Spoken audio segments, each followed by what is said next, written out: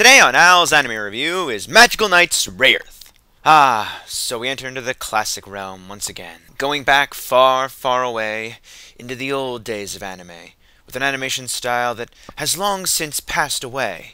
And while I cried at its passing, and know full well the same can only befall the animation I love now, I must have hope.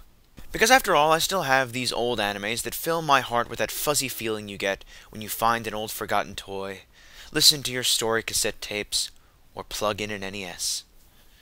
I'm talking, of course, about nostalgia. Rayearth is a great series for its time, and although the animation may not be Trinity Blood, or Bible Black for that matter, it's still getting by. In fact, if we were to judge it by the standards of its day, it would probably be pretty epic. This anime is about three girls from different schools who get sucked into another universe where they meet a wizard who is every pedophile's wet dream, and he tells them to save Princess Emerald. So the girls go on a quest to become stronger and retrieve new weapons and mech suits, Escaflowne ripoffs, armor. While doing this, they meet a warrior who obviously has to become the love interest of the shy, innocent girl with the glasses. Okay, it's a little typical, but let's remember the theme here is standard fairy tale stuff, so it's kind of the thing. The show has a little bit of a Thundercats feel to it, if you understand. The setting, creatures, and basic story all have the retro feel. On their way to look for weapons and rescue the princess, they meet a bunch of villains that all seem to have different powers, and are your everyday Saturday morning cartoon show villains. And I don't mean villains like Team Rocket. It's more like the villains from Sailor Moon, except with descended testicles and personalities. And that just wraps me up in a wonderful blanket of nostalgia. The action scenes play out how you would expect them to for a show like this. If you've seen any fantasy anime from this time, then you know what you're in for.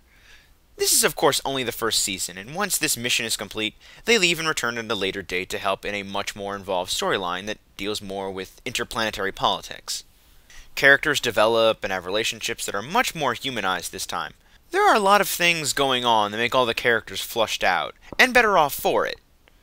It definitely seems more complex, but it isn't. Basically, two other planets are going to war with them. One is a planet that went the way of technology to battle the magic of its opponent, and the other is China? All the while, there is this evil witch thing that wants to come in and fuck everybody's day. Yeah, wait until you find out who she is and how she made this far sexier clone of our main character. That will fuck you up a bit. The show is just fun to watch, and all the characters are old standbys. But that's what makes it amazing. They may not be new, but they are given life, and you care about these girls every time they cry and every time they laugh. The action sequences look decent, and I enjoyed watching the fight scenes between a giant robot and a huge mystical suit of armor. Now we head into the issues. The first season was very weak, and it didn't pick up until it was almost over. Nostalgia can only go so far. It doesn't excuse lack of development and a flat story made up of a lot of fluff. However, it's pretty well written for a D&D fetch quest. I'll tell you, they make a linear journey like this one seem really interesting. I'm really impressed with the dialogue here for both seasons. I also have to say that the first season ends on a good note, and I was very satisfied. Second season seems like there should have been a third season out there. You know, it left a lot of loose ends, but still gave me closure. However, it still just feels odd. A lot of character relationships begin to develop almost within the last 5 minutes of the show, and then it's cut off. We are aware of some of these during the series, but they never get brought to the surface.